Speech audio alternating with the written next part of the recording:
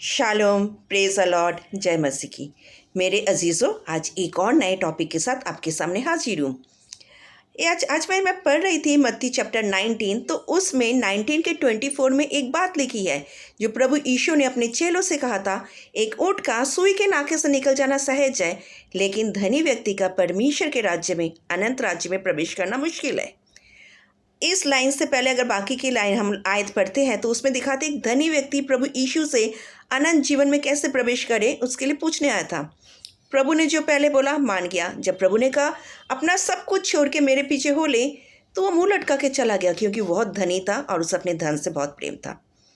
तो प्रभु यीशु ने तभी अपने चेलों से कहा था, सुई के नाके से ऊँट निकल सकता है, पर धनी व्यक्ति स्वर्ग राज्य में प्रवेश नहीं कर सकता।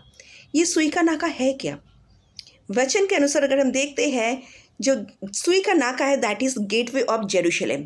जेरूशलेम का जो बड़ा गेट था, संध्या के समय के बाद वो बंद हो जाता था और साइड में एक छोटा गेट होता था जिसके अंदर से हमें आना जाना लोगों को करना पड़ता था।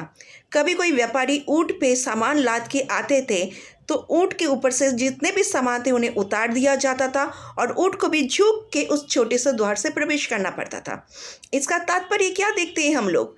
इसका तात्पर्य है, अगर हमें अनंत राज्य में प्रवेश करना है, दुनियादारी की जितने भी चीज़ें हम अपने ऊपर लाद के चलते हैं ना, उसे हमें यहीं छोड़ना होगा। हमें दीनता और नम्रता को अपनाना होगा, तभी हम परमेश्वर के राज्य में, अनंत काल के राज्य में प्रवेश कर सकते हैं। और अगर ऐसा हम नहीं करेंगे तो हम कभी भी अनंत काल के राज्य के वारिस नहीं हो सकते मेरे अजीज़ों।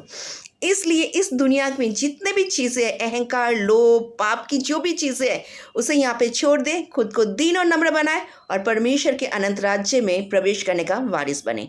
आमीन।